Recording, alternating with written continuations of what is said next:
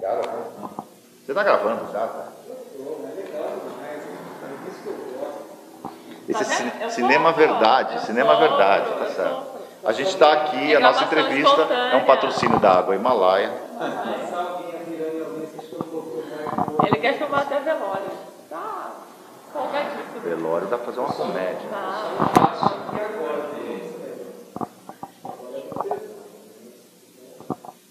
Se bem que eu me divertia com umas coisas. A senhora, ela foi e ela viu o corpo do seu sobrinho.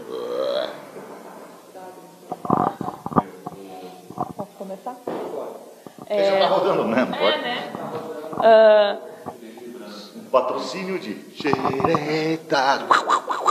À venda no Mercado Livre, porque já esgotou. Tem que sair uma segunda leva. Você veio para Dois Córregos no projeto Ponto Miss. O que você acha desse projeto e o que você está achando da cidade? Eu lembrei do trote que a gente deu na menina agora. Eu queria a cidade é uma droga, as pessoas são feias. Não é brincadeira!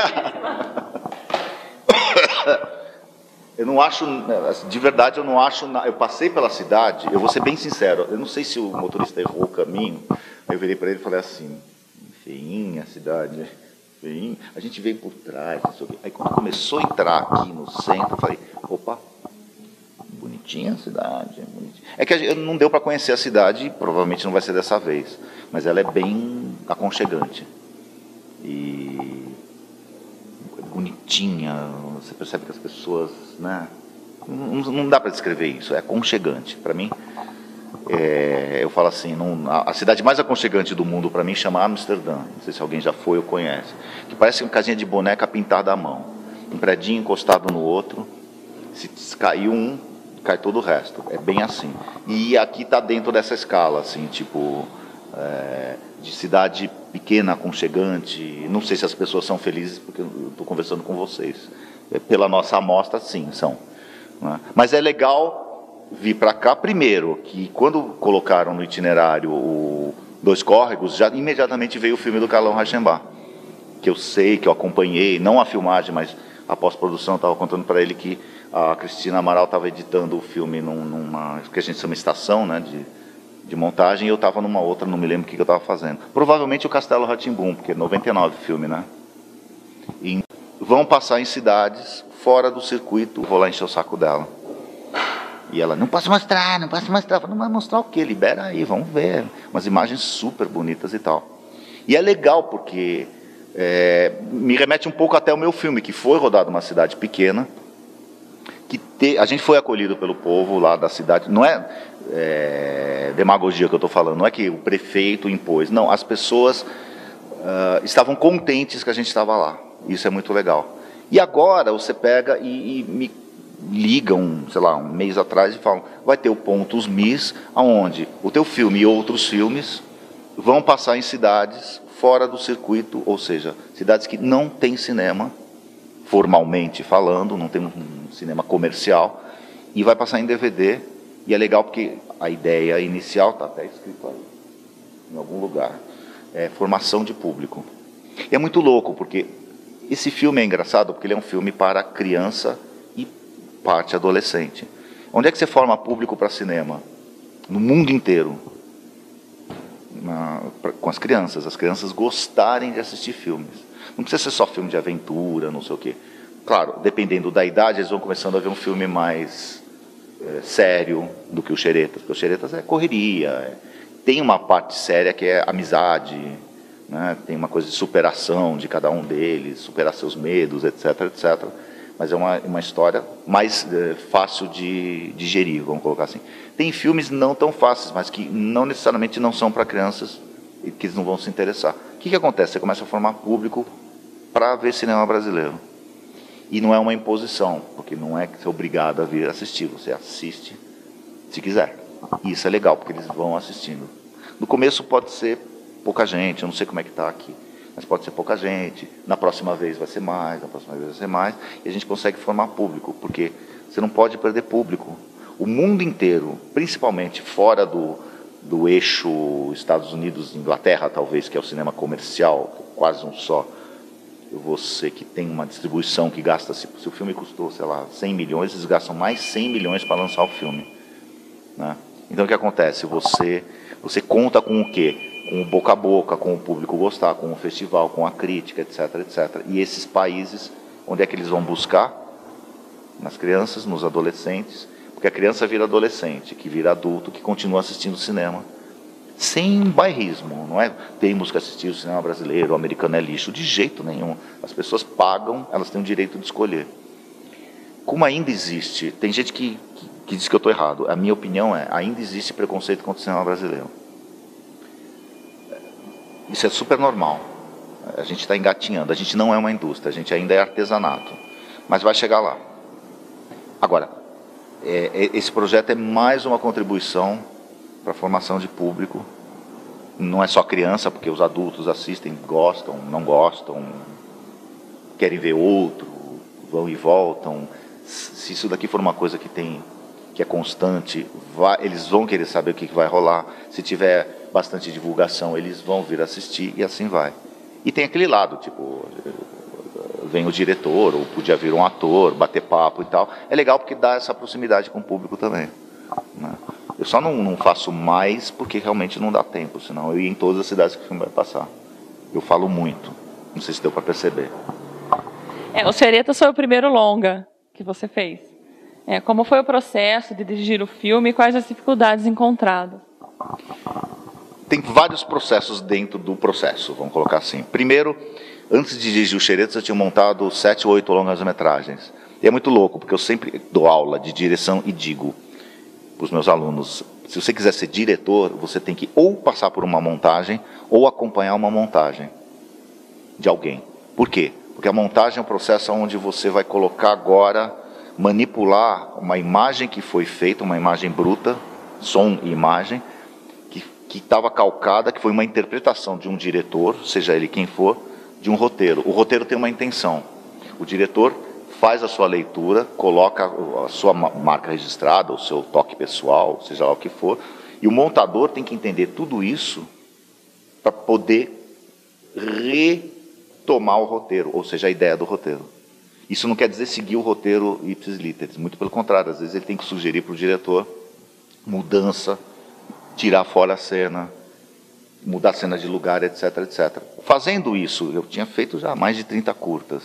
Aí, sei lá, não me lembro direito, mas eu acho que eu já tinha uns, pelo menos 7 longas, entre ficção, documentário, filme bom, filme ruim. Só que eu aprendi a observar o trabalho dos outros, inclusive, como eu tenho material bruto, eu vejo o ator. Eu sempre me interessei, porque eu nunca pensei, eu sempre quis dirigir o meu longa, seriados, seja lá o que for, mas nunca deixar alguém mexer no meu ator. Então, se eu vou dirigir, eu tenho que saber lidar com o ator, contar para o ator com o meu personagem. Se for adulto, tem um processo. Se for criança, tem outro processo, que é até mesmo que ele tenha alguma experiência, que eu chamo de não é ensaiar, não é preparar mesmo, é de preparação.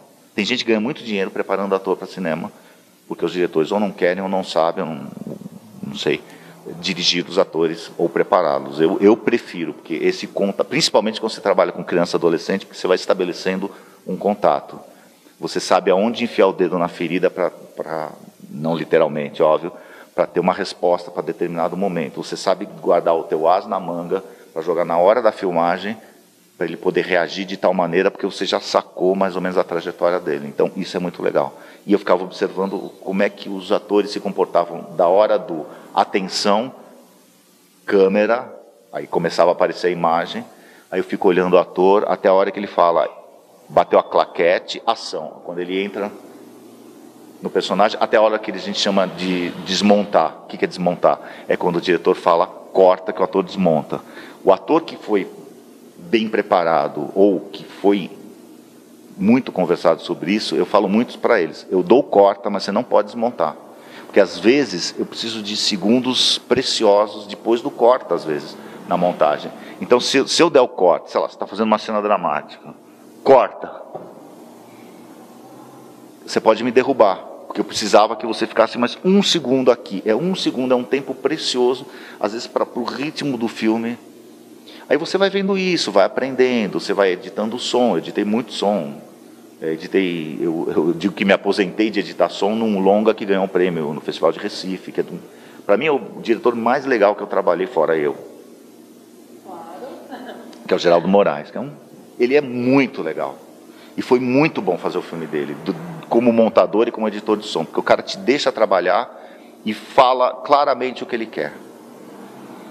E aí você vê como que ele trabalhou, você conversa, etc, etc, etc. Então você percebe, você fala, no meu filme eu posso usar coisas que o Geraldo usou, coisas que o não sei quem usou, coisas que a Eliana Fonseca usou, coisas que eu vi no documentário que a menina conseguiu tirar da velhinha que andava de avião, que conheceu o Santos Dumont e ninguém sabia. Sabe aquelas coisas no depoimento? Aí eu fui usar no meu filme, claro, com a devida proporção, porque eu estou trabalhando com criança. Mas você começa a aprender e você começa a desenvolver o seu próprio, digamos, método. Né? Então, o que acontece? A dificuldade maior, para mim, sempre foi a hora de decidir, talvez, porque eu estava ansioso, mas eu fui, de uma certa maneira, segurando. E de outra, o difícil mesmo é conseguir a grana, todo mundo sabe. A partir do momento que você conseguiu o dinheiro, o orçamento do filme, eu sempre falo, 3,5 milhões, a gente fez com 900, porque chegou uma hora que a gente falou, vamos fazer esse filme? Chega. Vamos fazer esse filme? Aqui que a gente faz para diminuir o cash que a gente precisa? Vamos fazer isso. Vamos para as cabeças, vamos embora.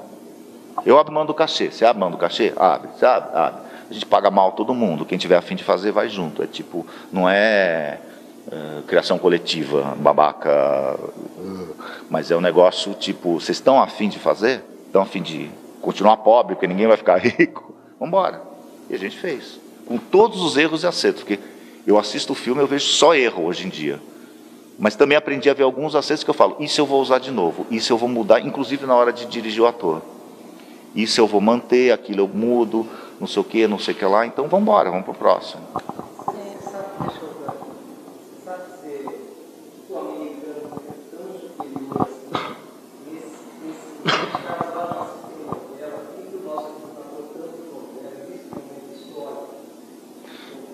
O momento da virada do cinema comercial brasileiro, comercial, tá?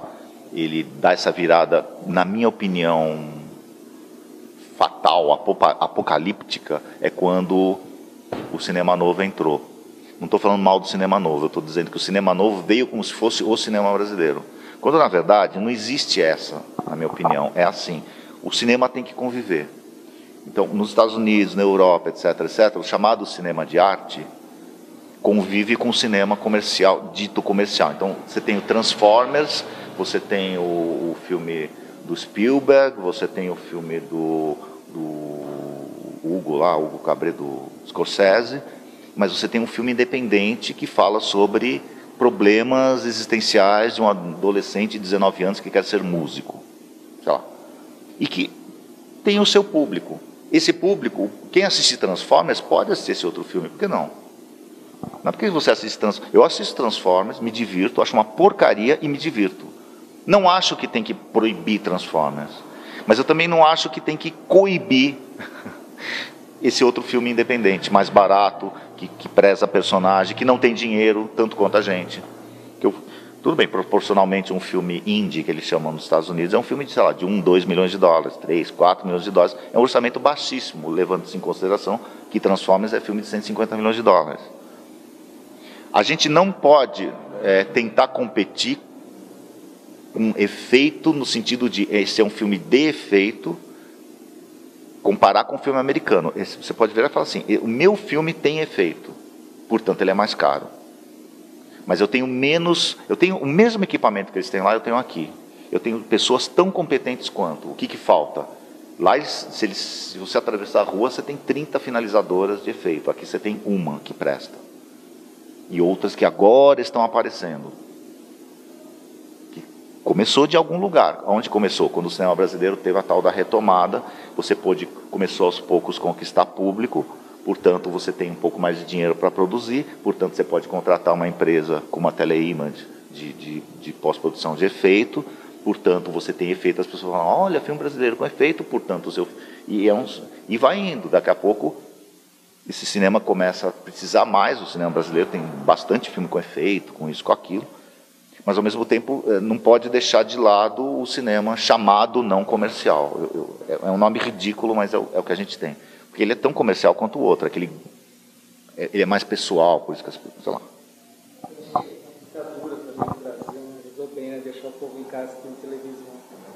A ditadura ela atrapalhou muito todo mundo, mas ao mesmo tempo, não querendo justificar que eu acho ridícula a ditadura, mas é uma coisa tipo, você foi obrigado a ser até mais criativo, né, para contar a mesma coisa com outras palavras. Então, do mesmo jeito que o pessoal fala, aparecia lá receita de bolo, os caras faziam coisas porque os ditadores geralmente são burros. Eles não têm cultura nenhuma, eles são espertos porque eles tomam poder. Mas na hora que eles leem um livro, uma música e tal, eles não entendem que ali está dizendo que ele é um idiota, que está um floreado. Então, agora, eu não acho que tem que, para o povo ser mais esperto, tem que passar por uma ditadura de jeito nenhum. É que eu acho que a ditadura, apesar das pessoas terem que se virar para... Você ser obrigado a se virar, porque você não pode falar o que você pensa e alguém não pode ouvir o que você pensa e também não pode responder o que pensa, é retrocesso de 30 anos, sei lá, de ditadura que teve aqui. Aumenta a criatividade porque você é obrigado para sobreviver, mas ao mesmo tempo retrocede culturalmente, principalmente, porque cultura passa a ser uma arma perigosíssima na cabeça dessa gente. Veja hoje em dia, porque ditadura existe em qualquer lugar. Então você vê nos países que existe ainda a ditadura, a cultura é a coisa mais qualquer nota. Ou é porque é um país porque é fanático religioso e que a religião move, porque é através da religião que o cara se mantém no poder. Então aí a cultura realmente vai para o espaço, só vale a cultura anciã. Ou é país ditatorial dito do povo. Coreia do Norte, por exemplo, independente da propaganda americana contra. Mas você percebe que, como é que você desenvolve cultura? Se a cultura pode ser perigosa, se ela é censurada, porque se o cara entender errado, você, sei lá, qual é a pena de morte lá, você tiro, você...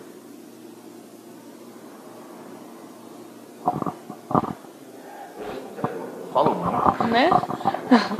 No Xereta, você trabalhou com muito ator infantil. Como foi? Eles já tinham um trabalho? Você conseguiu um pessoal da própria cidade? A gente fez assim, como eu ia rodar, já estava decidido que ia rodar nessa cidade, em Castro. Eu fiz uma jogada que era boa para mim, que era, eu tinha a menina, empresa de casting, que era de Curitiba, trabalhava muito comercial.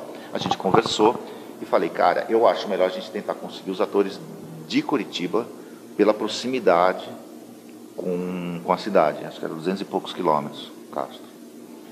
E aí uma jogada de marketing minha que eu arrisquei, que eu falei, então, como tem 3 moleques, um deles eu vou escolher na cidade de Castro. Foi super legal em termos de marketing, porque primeiro que eles adoraram mais uma vez, segundo que deu maior fuzuê, saiu na rádio e não sei o que, convocaram gente, ficou ótimo. Graças a Deus eu consegui um moleque bom.